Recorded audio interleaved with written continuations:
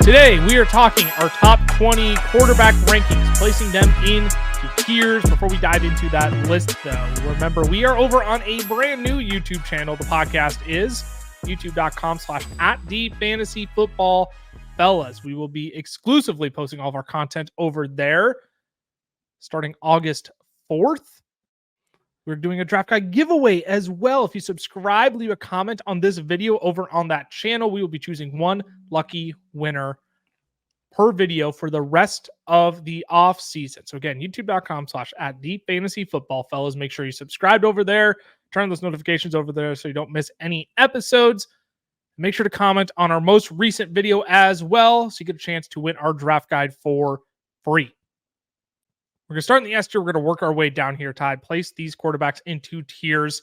And for me, there's only two quarterbacks in this tier. And consensus, there's only two quarterbacks in this tier for us. I've seen some people mix in a third, whether it be a Lamar Jackson, a Patrick Mahomes. But for me, it's still only Josh Allen and Jalen Hurts. Do you agree with that? Yeah, I do. I mean, we're talking about one guy that has been a top 2 fantasy quarterback in each of the last 4 years. And then we're talking about a guy that has had double-digit rushing touchdowns in each of the last 3 seasons. These guys just have elite upside that some of the other quarterbacks that we're going to talk about don't have. I mean, you look at Josh Allen, right? He's been the quarterback 1 and 3 the last 4 years. The 1 year he wasn't. Oh, boo-hoo, he was the quarterback 2. Okay, right? This guy has been as dominant as anyone in fantasy football. He's my quarterback 2 going into this year. Quarterback 1 still for both you and Cameron. I do have Josh Allen behind Jalen Hurts. Cam has him at quarterback 3. You have him at quarterback 2. I think my preference to Jalen Hurts this year is simply, I just like the offense he's in better. I like the play caller and Kellen Moore better. I like the weapons at his disposal better. I get there's no more Jason Kelce. I get Saquon Barkley could siphon some of those rushing touchdowns. You know, do I think he still has double-digit rushing touchdowns this season? I do. I still think Jalen Hurts hits 10, 11 rushing touchdowns this year. But I do think there is the upside with Josh Allen where you get 13 touchdowns. I mean, he had 15 last year. There's just not a goal line back for this team that you have a lot of trust in. Ray Davis might be, but what's your preference to Josh Allen over Jalen Hurts in your rankings? Honestly, a coin flip. That's truly what it is. I mean, you could ask me tomorrow and I might say that I like Hurts more than Allen, right? And you can look at it from like the draft perspective of like, okay, where do both of these guys go in drafts? And the fact that Josh Allen is almost going like a full round ahead of Jalen Hurts might push some people to Jalen Hurts because you're getting like similar upside. I think the fact is like both offenses have a lot of pros in them, right? When we take a look at Philly, Kellen Moore last year had the Chargers first in pace of play. But they only put up they were only 21st in scoring, I should say, and they were 18th, I believe, in total yards. 18th in total yards. So not exactly like the ultimate or the ideal output that you wanted from the Chargers last year. But now that you take Kellen Moore and put him into Philly with Jalen Hurts, AJ Brown, Devontae Smith, and they went out and signed Saquon Barkley, like, why can't this Philly offense be top 3 in the league? And then for some people that aren't, a big fan of Josh Allen, yes, Joe Brady is now the offensive coordinator full time, and he took over halfway through last year, but Josh Allen was still the quarterback 1 when Joe Brady was the play caller. So the loss of Stephon Diggs hurts, but Josh Allen's going to be okay. Jalen Hurts is going to be okay. There's not too many, like, yes, there has been changes around both of these guys, but these guys are pretty much like change resistant, that they're not going to be too affected by what's going on around them. Yeah, I think you're going to find it's going to take a hot take, an extremely hot take for someone to tell you that Josh Allen or Jalen Hurts aren't an S-tier quarterback for fantasy football this year. They're 1 and 2, no matter where you look across the industry. You can flip-flop them. I don't care which way you have them, but they are the 2 best quarterbacks you can ask for in fantasy football. We're going to move on to the A tier. We're going to keep it moving because we don't want to beat a dead horse with these guys. Next in the A tier, we have Lamar Jackson, Patrick Mahomes, Anthony Richardson, and Kyler Murray slides in here. where to begin with these guys. We're going to call this tier the mobility plus Mahomes. Not that Mahomes can't scoot around, but the one thread that we have all between the other three guys in this tier is rushing upside. Lamar Jackson, Anthony Richardson, Kyler Murray, all are mobile with the football. They can get out of the pocket. They have an immense amount of rushing upside, which elevates their fantasy status. Let's maybe talk with Lamar Jackson, because I think there is a case for him to be put into the S tier, because last season, under Todd Monken, goodness, I almost said Greg Roman, under Todd Monken, the team was 4th in scoring and 6th in yards last year. You look over the back half of the season, Lamar was actually starting to chuck the ball around the yard a little bit. So not only are you getting great elite rushing upside with him, but you're also starting to get a quarterback who is letting it loose around the yard a little bit. With Lamar, I think the fascination is like former, last year's MVP with similar, the same weapons that he had last year, Mark Andrews, Zay Flowers, all those different kinds of things. The thing that puts Lamar in A tier, at least for me, I don't necessarily want to speak for you, but the team did go out and sign Derrick Henry, and you don't go out and sign Derrick Henry to play like second fiddle to Lamar Jackson in this offense. Yes, like the offense will still go through Lamar, but what Todd Monken did last year was get the most out of Lamar Jackson, the passer, and what we got from the rushing production is really what we should continue to expect. We're not going to see like the 2019, the 2020 season where he was just like 1,000-yard rusher with double-digit touchdowns. That's not going to happen, and especially now that we have Derrick Henry. So again, that's why he's in A tier for me. But Lamar Jackson is still going to be a very, very, very, very valuable asset when it comes to fantasy this year. No, I 100% agree. I do think the signing of Derrick Henry has to mean something. Like, even when you look, like, people could say that about Jalen Hurts of, well, Saquon Barkley has to mean something. I don't think he's the touchdown vulture that Saquon Barkley would be for Lamar Jackson. And this Eagles offense already had a plethora of weapons last year, and Jalen Hurts was just fine. Not that Lamar Jackson, is severely impacted, but you're right. I think that is what keeps him in the A tier. I mean, for crying out loud, the guys are quarterback 3 overall, right? He's my quarterback 3, your quarterback 3, Cam's quarterback 4. Again, led the league in rushing yards last year. Career highs in pass yards, completion percentage. I mean, it's looking really, really good for Lamar and Todd Monken's offense. And I think Derrick Henry does make this offense better, but again, he's not Gus. He's far better than Gus Edwards, and they're going to make sure he stays involved. I think Patrick Mahomes is an interesting conversation in this tier as well. We have him in a range of places. My goodness, I have him at quarterback 6.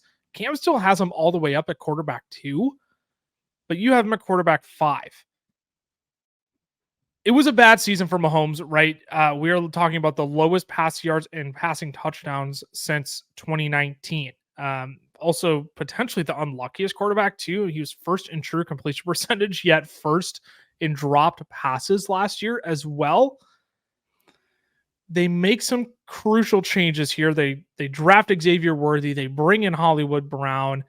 They might be without Rashee Rice, TBD. Like the further we get into the offseason, the more convinced I'm becoming that they're just going to push his suspension to 2025. This is giving me a lot of Alvin Kamara vibes right now.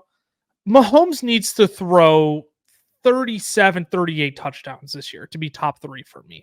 I just don't know if he gets there. I think he's safely in this A tier. I think he could very well be a top 5 option this year. I have him as my quarterback 6, but I do think, top 5 is obviously within the range of outcomes. But in a tier where it's mostly mobile guys, he needs to throw, again, 37, 38 touchdowns, I think, to safely put himself in this tier. For me, it comes down to when this team started playing well last year in the second half of the season and into the playoffs.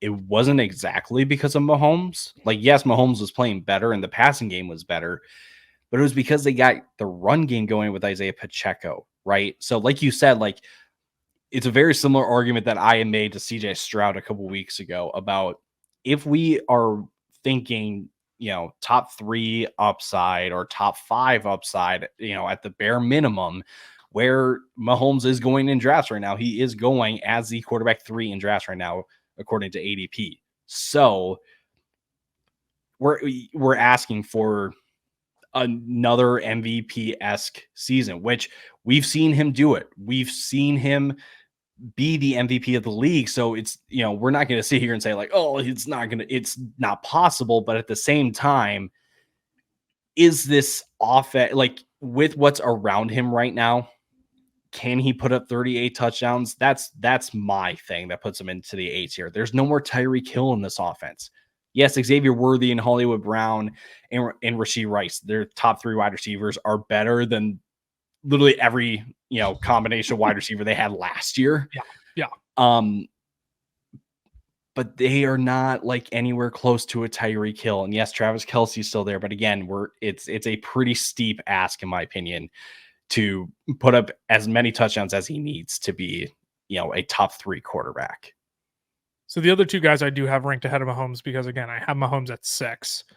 I do have Anthony Richardson and Kyler Murray ranked ahead of him. I do want to touch on Anthony Richardson briefly, because I think most people recognize he could break fantasy football this year. There's also been a handful of people in our shorts mentions as well that are just like, I don't want to touch him with a 10-foot pole because dude's going to get injured. I mean, he did have his season cut short by an AC shoulder injury. But look, Shane Steichen knows how to maximize these mobile quarterbacks. He was first in fantasy points per dropback last year when he was healthy. This is a guy who, with Michael Pittman Jr. at his disposal, they went out and drafted A.D. Mitchell, who, again, I still think can be a awesome talent in the NFL. You have a safety blanket in Josh Dobbs. You've got Jonathan Taylor, who I think can add a necessary rushing element to this offense. Add a necessary rushing element. That was such a stupid, obvious phrase. People could be like, Lucas, no duh, that's a necessary rushing element, but keeps the defense honest, right? They're not just going to sit back and make Anthony Richardson beat him through the air because he can, but he's got a plethora of weapons at his disposal. All I'm trying to say is Anthony Richardson could break fantasy football this year, okay?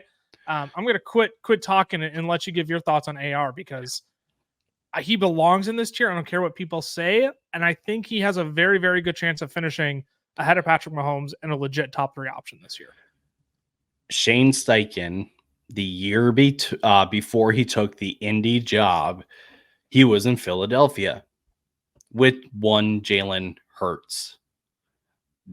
If we can get a, 20 passing touchdown with, let's say, 500 rushing yards and 10 rushing touchdowns from Anthony Richardson, he's a top 5 quarterback, because again, rushing touchdowns matter. Like, Shane Steichen has familiarity with these mobile quarterbacks that may not be the best in terms of, pure passing quarterbacks, but like I said, he makes it work. So again, if we can get a Jalen Hurts-esque rushing year and rushing production from Anthony Richardson, he's a top 5 quarterback. Yeah, it's not going to come by his arm. It almost for sure will come by his legs. But again, the rushing upside is the floor, as Josh Norris would say. And the passing upside is actually the true upside of what he can provide. Which Kyler Murray is, I think, the rare blend of both, where he's not going to be the guy who's going to go out and rush, 140 times in a season. But he's also going to give you, 3,600 passing yards, but also 95 to 100 rush attempts on the ground as well. You add Marvin Harrison Jr. this offseason. He's never averaged less than 18.3 fantasy points per game in a season. He's shown he can be the quarterback 2 overall in fantasy football in years past. I find it bizarre that so many people just don't want to do anything with Kyler Murray this year. I am loving scooping up his value in drafts this year. I mean, he's going quarterback 10 in the 8th round? Is that right? That is correct. Behind Jordan Love. Yeah, behind Jordan Love, Dak Prescott, and Joe Burrow. That's absurd. That's absurd to me. I'm sorry. Kyler belongs in this A tier because, again, we're talking about mobility. Kyler has only had 2 seasons where he has been on pace to rush for less than 95 rush attempts. And 5 of the last 7 quarterback 1 overalls have hit that mark of 95 rush attempts in a season. If Kyler hits that, he has quarterback 1 overall upside, in my opinion. Yeah, I mean, the name of the game when it comes to quarterbacks is rushing production, rushing upside. Kyler Murray is going to have that. And I can't tell if people are just not in on this Arizona offense. I don't know if it's because people are still kind of holding on to this, like, almost like Jamarcus Russell, like, idea that they have of Kyler Murray, that he doesn't watch film, or that, like, he's just a lazy quarterback. That's not true, like, at all. And I think a lot of people just kind of overthink Kyler. I think this is also where, like, NFL takes kind of blend into fantasy a little too much. You may not think of Kyler Murray as a top 10 quarterback in the league, which is fine. That's your opinion. But he provides you, his skill set is valuable for fantasy football. And for where he goes in drafts, it is like one of the easiest values to at least be aware of and target it once you get into your drafts. So before we move into this next year, I want to give a quick reminder to the people. You can listen to the podcast in a variety of ways, right? The most entertaining way, in my opinion, is going to be if you go to youtube.com/@thefantasyfootball fellas, as we mentioned at the top of the episode. You're going to get the video content over there. We're doing our draft guide giveaway there. All you have to do is subscribe to that channel, comment down below on the most recent video, and we will be selecting one person from each video to win a free copy of our draft guide this year. All right, youtube.com/@thefantasyfootball fellas. The second way is you can listen to our podcast feed to Apple Podcasts, Google Podcasts, wherever you get your podcast from. We are grateful for wherever you listen to the podcast from. But again, multiple different ways. Make sure you tune in where you are able to get to your podcast. If you're just cruising in the car, listen on the podcast feed. If you got time to turn it on in the background of your own home, throw it up on the TV. We got the nice tiered ranking system over here on YouTube. So make sure you check that out as well. Let's dive into the next tier, Ty, which is what we're just calling it the pocket passers tier. All right. And it's true because you've got CJ Stroud, Jordan Love, Dak Prescott, and Joe Burrow all in this tier. We have them in a variety of orders. Okay. I think CJ Stroud is the guy we need to talk about, though, because he is the guy who we have been saying we are 100% out on his ADP. I have him at quarterback 7, Cam at 6, you at 7 as well. Goes off the board as a quarterback 5 in the early 5th round. No, thank you. I'm good. I'm passing on CJ Stroud this year. You're shaking your head no, because you are too. For me, like with CJ Stroud, you can use it, like, the argument is pretty similar to what you could use for Patrick Mahomes, in that they don't really have the rushing upside that you want to see some of these other quarterbacks have, but they are like in high flying offenses with pretty decent wide receiver and receiving talent around them. But for me, when it comes to CJ Stroud, last year wasn't really like a season to behold. I get that he went for 4,100 yards. I get that he only turned the ball over 5 times, that he added 3 rushing touchdowns throughout the season, which, again, just a reminder, he played 15 games, I think it was 16 games. So it's not even like, something that was like otherworldly in the rushing category. What are you getting in CJ Stroud when it comes to fantasy, output that you can't get with some of the guys in this tier that are going 2 full rounds later? I would say everybody in this tier, honestly. Yeah. CJ Stroud, yes, had a game with 30 fantasy points and had another game with 41 fantasy points. Those don't happen every week. Okay. And yes, you can shoot for the upside of that happening on a certain week. To me, you can do that with other guys, like I said, that are going later than CJ Stroud. So again, it's a matter of game theory. It's a matter of just like, okay, I'm getting similar kind of production from guys going later.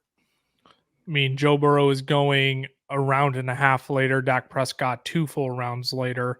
Jordan Love 2.5 rounds later than CJ Stroud. And again, I think you can get similar production out of all these guys. CJ Stroud only on pace for 44 rush attempts last year. You look at Jordan Love. He only had 50 rush attempts last year. Joe Burrow, not the most mobile guy in the world. Dak Prescott, only 55 rush attempts last year. These guys aren't giving you much in the way of rush attempts. What they are giving you is solidified elite pocket passing. But that only takes you so far. And so when you look at a Jordan Love in an up-and-coming offense in Green Bay, I mean, he's a guy I have ranked way too low. He's a guy who right now, like if I were to go back and redo my rankings, I wouldn't be surprised if Jordan Love starts climbing up my rankings ahead of the likes of Joe Burrow, Dak Prescott, and is like rivaling CJ Stroud. Because I've got him too low. I've got him as a quarterback 12. You and Cam both have him at 8, which Jordan Love is right behind CJ Stroud for you. Because in his first full year, nearly 4,200 yards, 32 touchdowns, which was second in the league. Quarterback 6, I mentioned in fantasy points per game, the quarterback 5 overall. You bring in Aaron Jones, who is a much needed element to this rushing attack in Green Bay. Like there's a world where I think Jordan Love does finish top 5 again this year. I mean, we saw it happen in the second half of the season last year. From weeks 11 to 18, Jordan Love had over 2,100 passing yards, had 18 passing touchdowns, 1 interception, and 2 rushing touchdowns. That's crazy. 18-1. 18-1. Insane. 18-1. And that's what? 8 games? 11, 12, 13, 14, 15, 16, 18. That's 8 games. Dude was averaging like 2 passing touchdowns a game. You can sprinkle in his rushing upside. I kind of compare to like a Trevor Lawrence, who both have this, like, they have mobility. They're not going to utilize it, but they can like escape the pocket and they can just kind of pick up, random fantasy point dust, I'll call it. Why can't Jordan Love just kind of have a similar season to what he had last year? And, I think it's an awkward spot for Jordan Love because you're like, you recognize what he did last year, but then you're also like, yeah, Lamar Jackson, Anthony Richardson, Kyler Murray are also like really great options as well. But for Jordan Love, like this is kind of like his sweet spot, is that like 8, 9, 10 range. And I do not mind, grabbing him in my drafts if I miss out on any of the top 5 guys, because I know that he's got an upside that he showed last year. I mean, the quarterback position is deeper than it may have ever been in recent memory, at least, because we're talking about a ton of guys here who have, I believe, top 5 upside, but we have to see how the season shakes out for them. I want to start a fight about Dak Prescott, but let's take a quick break first. We'll come back with that.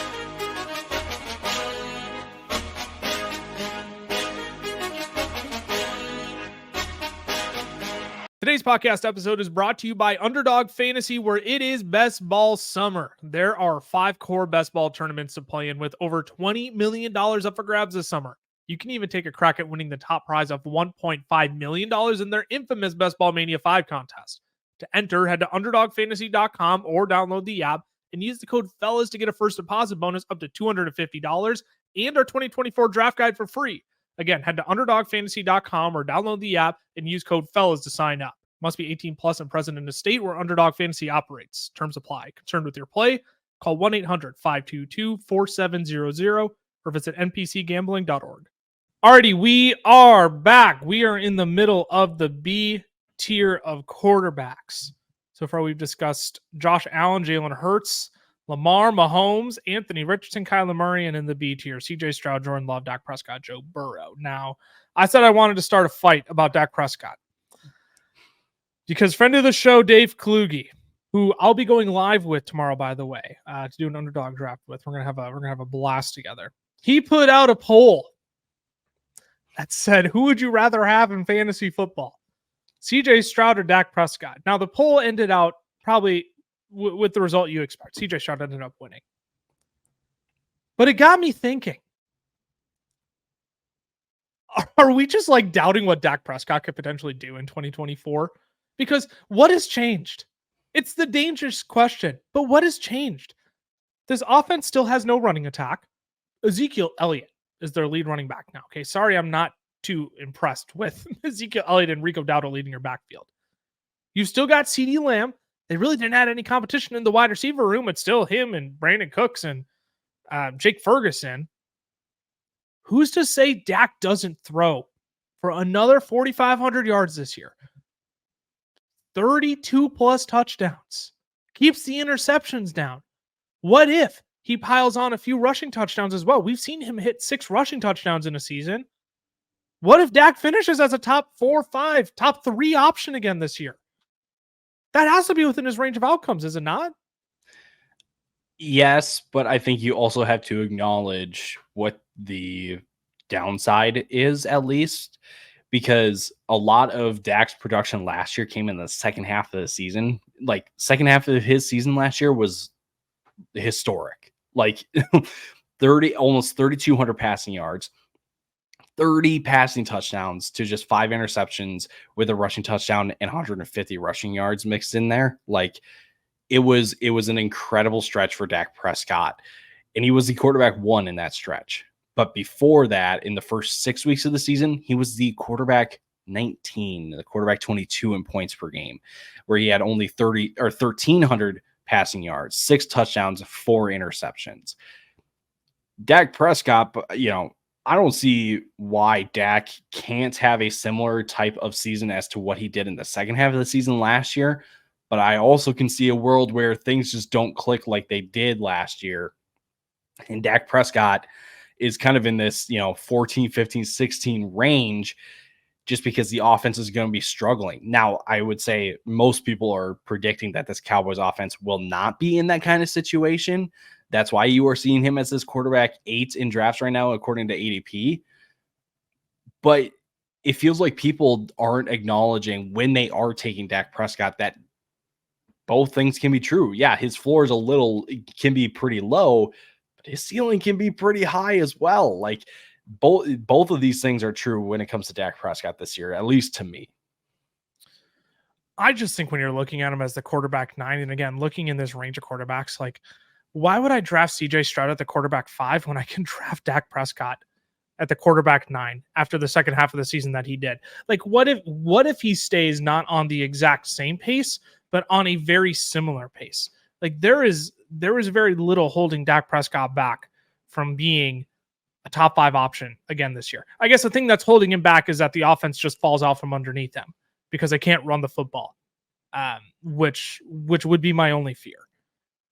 But like, when I'm looking at, again, at top 10 quarterbacks, and let's say I miss out on everybody in the S and the A tier and even CJ Stroud, like, falling back on Dak doesn't feel as gross as it once did, which I don't know. Maybe how do you feel about Joe Burrow in that way, though? Let's talk about the last guy in this tier. If you fall back on Joe Burrow, what is your confidence level in Dak compared to Joe Burrow this year? I would say I'm probably a little more confident in Dak just because Dak isn't coming off of the injury. And like Joe Burrow, as of today, as we are recording on Monday, July 22nd, Joe Burrow was clear for contact. Like, Joe Burrow should be okay going into the season. But it was kind of the same thing last year that the calf injury just kind of popped up out of nowhere. Joe Burrow then started off super slow, like even worse than Dak did. And thankfully he kind of got it going, but then he picked up that weird thumb injury. And now, like, I don't know exactly how much I can trust that thumb, injury compared to what Dak can do with CeeDee Lamb, because we've seen that before. So I would say I'm a little more confident in Dak than I am on Joe Burrow, but to completely say that, like, Joe Burrow isn't going to be a factor at all this year. Like, he's, kind of this, I'm not going to say like average fantasy option, but like the pizzazz of Joe Burrow, in his name, I'll say, has kind of gone away. And I don't think that's necessarily fair. But back to your question of just between like Dak and Joe Burrow, like, I think trusting in Dak is probably going to be the more popular thing to do than with Joe Burrow. Which is fascinating because, I mean, they are going back to back. I mean, these guys are going within 5-6 picks of one another. Dak at the 704, Burrow at the 611, quarterback 7 for Burrow, quarterback 8 for Dak. We've got them all ranked right around ADP as well. The thing with Burrow is there's so many different things with this wrist injury that could go wrong. It sounds like it's going to be just fine, but this is not like a normal quarterback wrist injury. So part of me is like, again, why draft Burrow when I can just wait 5 picks and draft Dak? But again, they're already going into the same range. I feel like that's already discounted in. But Joe Burrow, I think, is a fine option. But I feel like maybe instead of calling this a pocket passer tier, we should have just called this the why draft CJ Stroud when tier. You can draft Jordan Love. You can draft Dak Prescott. You can draft Joe Burrow instead, who all provide you very, very similar upside. Let's move into the C tier because this tier is something. Yeah, can we call this the pick your flavor tier? It feels like that's what this is. It's the pick your flavor tier. Because we have Jaden Daniels coming in at quarterback 11, then Trevor Lawrence at 12, Caleb Williams 13, Tua Tagovailoa, Jared Goff, Justin Herbert. Now, I feel like how we need to dissect this is we need to talk about one of these rookies. We need to talk about probably either Tua or Goff and either Lawrence or Herbert. Because I feel like if we're going to pair them up, that's how we're going to pair them up. We're going to pair the two rookies. We're going to pair the guys with rushing potential in Trevor Lawrence and Justin Herbert. And then you got Tua and Goff, who were first and second in the league in passing yards last year. Jaden Daniels, I understand people are fragile. It feels the same as the Anthony Richardson argument, though. I don't want to touch him because if he rushes and he gets hurt, my season is sunk. But he has the potential to break fantasy football. These rushing quarterbacks are the Konami code, right? The hack that you need to beat fantasy football. I just think Jaden Daniels' upside is unparalleled compared to anybody else in this tier. Would you agree, or is that too far of a statement? No, I agree with it. I think, to your your point of that people may be scared off that like he gets injured or something like that. The fact is that Jaden Daniels isn't going as high as people perceive him to be going. He's going as a quarterback 15 at like towards the back half of the 10th round.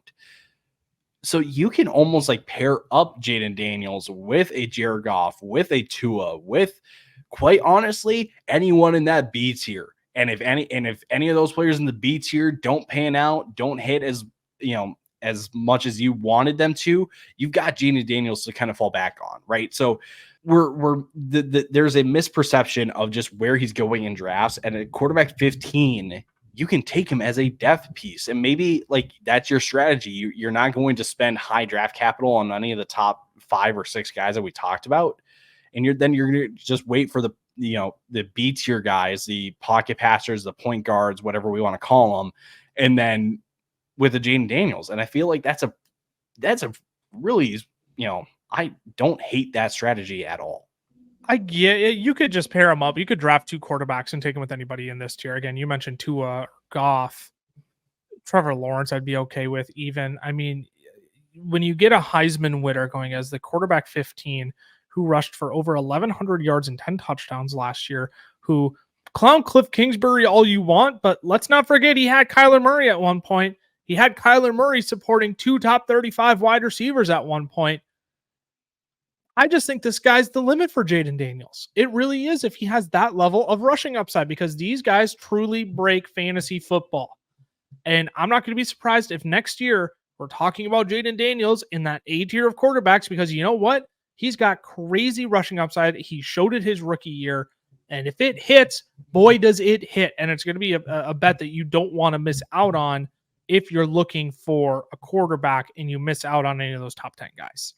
Trevor Lawrence versus Justin Herbert is a fascinating one, because I do believe they're going right around each other in ADP, are they not? Lawrence going as a quarterback 17, Herbert as a quarterback 16. They are going 7 picks apart right now. Let's talk Trevor Lawrence, because we have him significantly high in our rankings, which shocked me. More so for me than either of you two. Because I have him as my quarterback 11. Cam has him at 10, which isn't shocking. He's a Trevor Lawrence believer, but you even have him up at 12, Ty. And this is a guy who, last year, the quarterback 13, but 17th in fantasy points per game last year. It wasn't fun at all. We were all expecting the breakout. And I think the question is, can the breakout still come when you get rid of Calvin Ridley and your only additions are Gabe Davis and the rookie Brian Thomas, who I think needs some polishing in the league? What maintains optimism here for Trevor Lawrence? It is the sneaky rushing upside that he has. Last year, he finished with just over 300 rushing yards and 4 touchdowns. Like, that may not sound like a whole lot, but that is a lot more than some of the other guys like a Jared Goff and a Tua, or heck, even like a Dak Prescott or CJ Stroud will give you this year. And I think, yes, Brian Thomas will have to, we'll have to adapt. We'll have to progress in his rookie year. Gabe Davis isn't like, the best weapon out there, but they are committed to going downfield. That is what bringing both of those guys in signals to me. And you still have a Christian Kirk and Evan Ingram and a Travis Etienne in this offense. Like, feels like we're discounting this Jaguars offense. Like, yeah, they're not going to be like top 10, they're going to be top 15 offense. And I think Trevor Lawrence being point guard, quarterback of that offense with his rushing upside, like, I know, again, last year was not great, but like, if they hit a reset in some ways on this offense. So the disconnect for me, like, I understand why people are out on Trevor Lawrence. I'm A-okay still being back in on Trevor Lawrence. But I feel like days of like top 8, right? Because that's how we were kind of talking about him last year, like top 8. Those days are kind of done with. Can I take a quick detour? Is it thundering right now? It is. Oh my Lanza! It was coming through loud and clear. I'm like, man, I know the storm just hit my area, but oh man, it was booming where you are. Oh. Well, so you were talking and the lightning is like flashing through my, no, I shouldn't say through, though I'm not getting hit with lightning, but like I can see it. I was dead on the mic. And I'm like, oh boy. And so I hit mute while you're talking. And you played Little League Baseball. So you know this rule when it comes to rain and baseball. You count to 10, and if the lightning or the thunder doesn't come, call it off. Yeah, you call it off. And there's 1, 2, 3, 4. Game's canceled. So it hit a couple times while you were talking, and then it hit again while that's hilarious. He said 1, 2, 3, boom. 4 canceled, game over. So yeah, no, I hope I still came through. You were coming through. That is some heavy rain. Heavy. It's already come through. It's moving straight south. So I'm already through the worst of it over here. It was raining when I was talking. But anyways, enough about the weather. Let's continue on in this year. I just had to acknowledge that. Weather report. People are probably sitting here like, why is Ty shaking his mic vigorously while he's talking? It's like, no. It's like shaking the floor. Like it is no joke.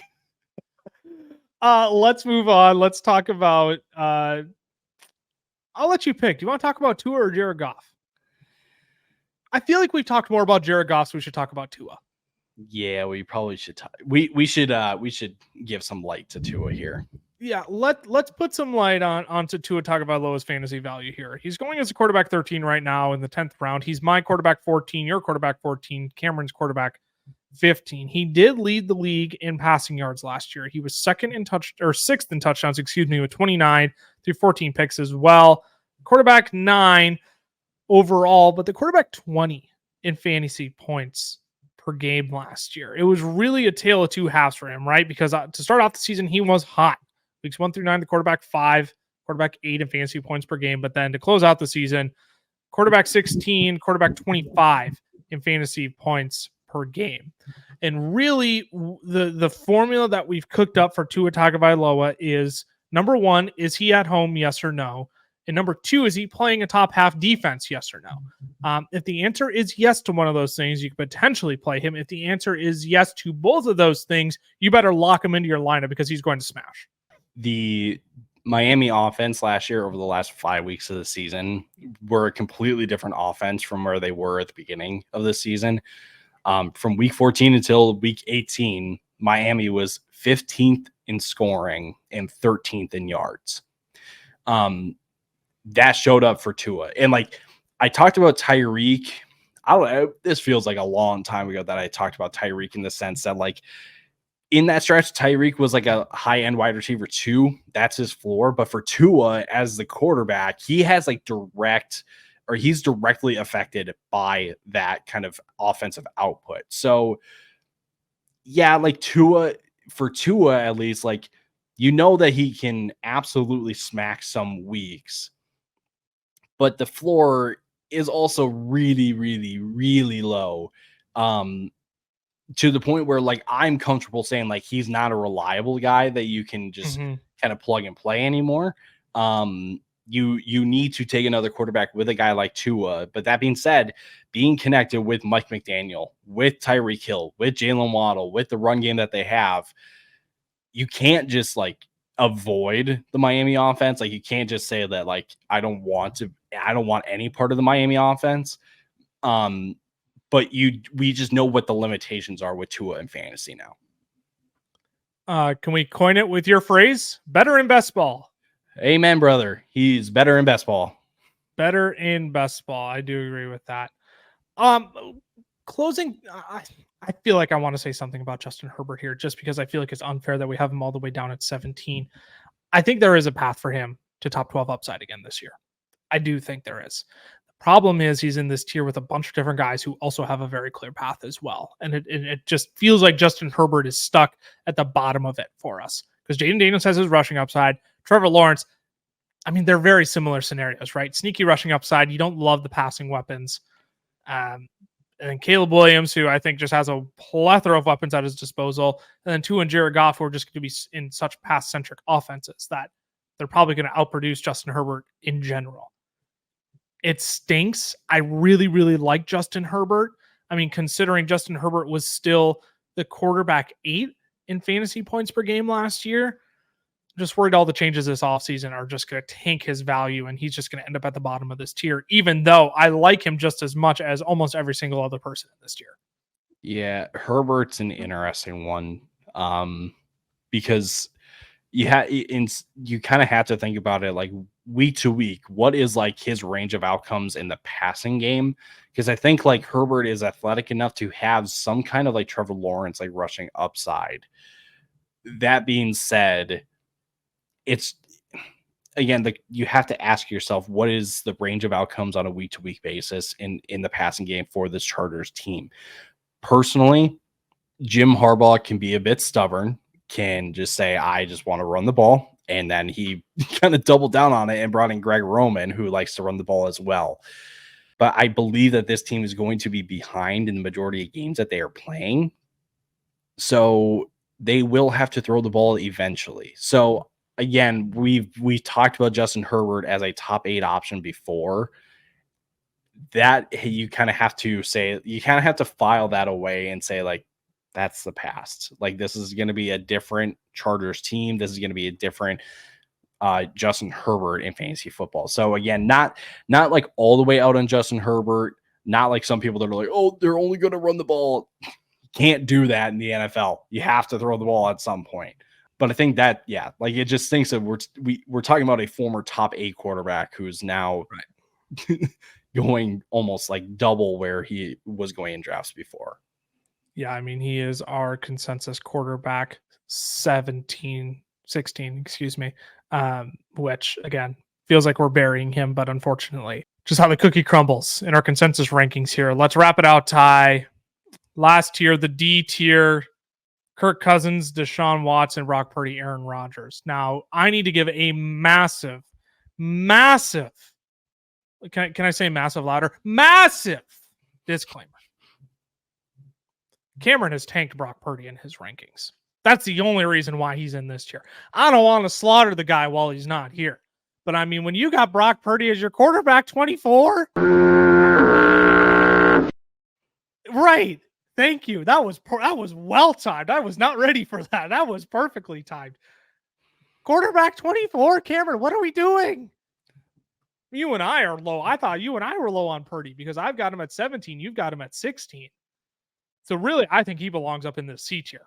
But because it's fellas consensus, I'm going to respect the guy who's taken 90% PTO the last month, 2 months. I'm just saying, it's not our fault that Brock Purdy is in this tier. If you were asking us, he'd be up in the C tier. That being said, you got 2 guys who are coming off of Achilles injuries and 1 guy who's only played 12 games in the last 2 years. I don't know what you want to call this. You want to call this old guy injury prone? You want to call this we're just taking Brock Purdy out of this equation. What is this tier? It's not even like the point guard tier, because I think these guys, it's like all guys who are fresh off of injuries that are in the latter halves of their career, and there's just so many question marks around all of them.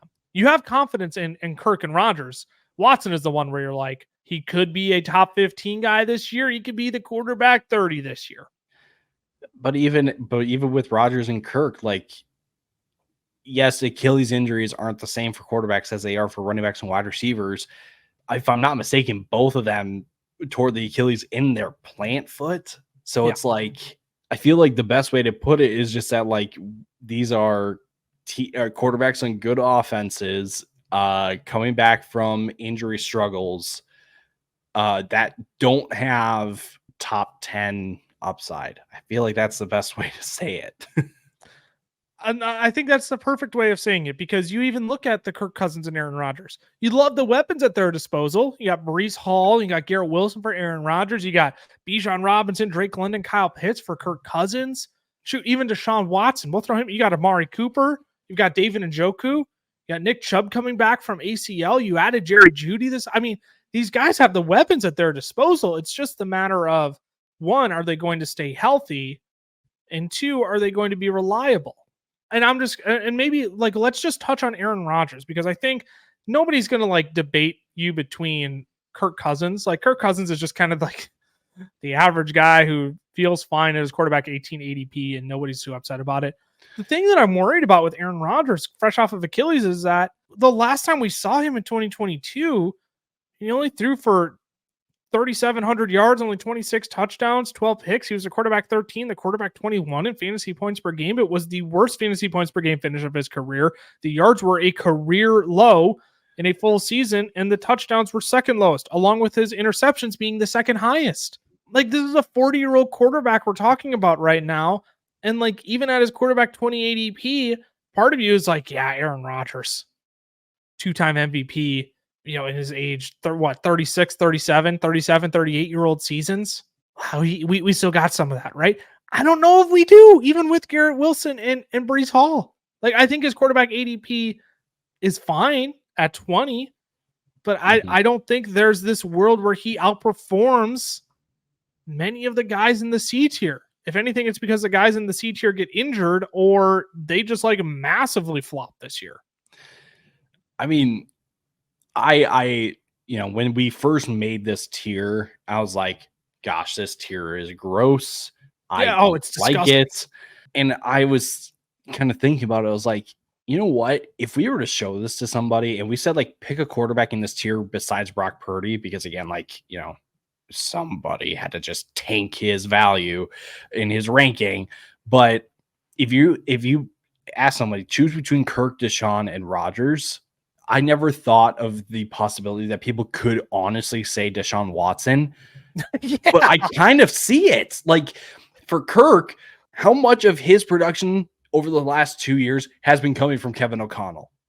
That has to be asked. That has to be a question to ponder about Kirk Cousins and his outlook for this year. Now you mix in, yes, he's still got Bijan Robinson and Drake London. So his offensive weaponry is still pretty good, but he's got a pretty unproven offensive coordinator. That also needs to be said. Then you look at Rodgers. Okay, yes, he's got Garrett Wilson and Breece Hall. His play caller is Nathaniel Hackett. Do people just forget? That's his boy, though. Boy. Well, yeah, sorry. Goodness gracious. Honestly, again, I never thought it would be a reality that people would say that they prefer Deshaun Watson in this tier, but I kind of get it, because you're getting arguably the better offensive system in a Kevin Stefanski offense with weapons around him as well. Like you said, Njoku, Jeudy, Amari Cooper, Nick Chubb, who knows? Maybe he is the freak athlete that comes back from this serious knee injury and doesn't even show it. Isn't even faced. It's Adrian Peterson, right? Honestly, for me, I've got Deshaun Watson as my quarterback 21. I've got Kirk as my quarterback 20. I've got Rodgers as my quarterback 17. Don't be surprised in the next couple of weeks if I've got Deshaun Watson ahead of both of these guys, and maybe even a Justin Herbert. Oh, Oh, did Ooh. I just say that out loud? I might have said that out loud. He might have. Oh boy. Oh boy. Oh, man. I'll say this. I think the thing we need to keep in mind with Kirk Cousins is he's also getting another Sean McVay lineage descendant as his offensive coordinator. I know Zach Robinson isn't this proven guy. He wasn't the offensive coordinator like Kevin O'Connell was, but I mean, he's still quarterbacks coach, still passing game coordinator last year for the Los Angeles Rams on a team that was ninth in scoring and seventh in yards last year, that didn't have its weapons all healthy until week 12 last year. I mean, there is a world where I think Kirk Cousins is just fine and he bounces back and finds himself in the C tier. I would again take Brock Purdy out of this tier because you and I agree he should be in at least the C tier. But if I'm going to take one of these guys out of Kirk, Deshaun, Rodgers, I still think it's Kirk Cousins because Deshaun Watson is still plenty concerning in and of himself. I mean, he has been great. His lines over the last 2 seasons, when he's played 6 games in each, have been essentially identical. I mean, it is 170 to 171 attempts, 1,100 yards. It's a difference of 13 yards, 6.5 yards per attempt, 7 touchdowns, 15.1 fantasy points per game in both seasons. So it's not great, right? I understand there's an upside case to be made there, but if I'm going to choose one not named Brock Purdy in this tier, I do think it is going to be Kirk Cousins. It's just, man, after you get past like the top 17 quarterbacks, honestly, crazy like, take. Sorry, rewind. Not to interrupt you. I'll take Geno Smith over all of them. I'll take Geno Smith. I'll take Matt Stafford. Like, yep. Give me those. Keep guys. Going. That's really about it. I mean, I mean, again, with how our consensus shook out, I mean, again, Geno Smith and Matthew Stafford were the 2 next names on our list. Now, I've got Matthew Stafford pretty far down in my rankings. I need to make some tweaks. Oh, you're doppelganger. What are you doing? I know. I know. I got to bring him up in my ranks. But I will take, like, once I go back and redo my rankings, I will have Geno Smith and Matthew Stafford ranked probably ahead of Deshaun and Rodgers for sure. And I might even go as far as Kirk too. Let's wrap it out there. It feels like that's a good stopping point. We're going to be back later this week. We're going to rank. I initially told the fellas our top 24 running backs. We're going to do our top 30 running backs. I decided we're going to start getting into like the running back 3 range. Again, I feel like this position, the position is starting to get a little bit deeper. There's enough guys in that range where it's like, are you going to be surprised if they outscore anybody like a Zach Moss or a Zamir White this year, right? That it's worth talking about them. So we're going to be back later this week with our top 30 running back rankings. We're going to place them into tiers. Again, if you're not subscribed here on the new channel already, make sure you do that. YouTube.com/@TheFantasyFootballFellas. Leave a comment down below on this video. On that channel, we are giving away 1 draft guide to 1 commenter who also subscribes on the channel. If you appreciate the content, make sure you give us some love, like the video, share it with a friend as well. We're going to be going through rankings here for the next 2 weeks. You can follow me on Twitter at the Lucas Wencl, not the Lucas Wencl, at Lucas Wencl. You can follow Tyler at Tyler_Plath. You can follow the fellas accounts, FF Fellas on Twitter, the FF Fellas on Instagram, Fantasy Football Fellas on TikTok and Facebook. Thanks for tuning in, y'all. We'll see y'all next time. Deuces. Deuces.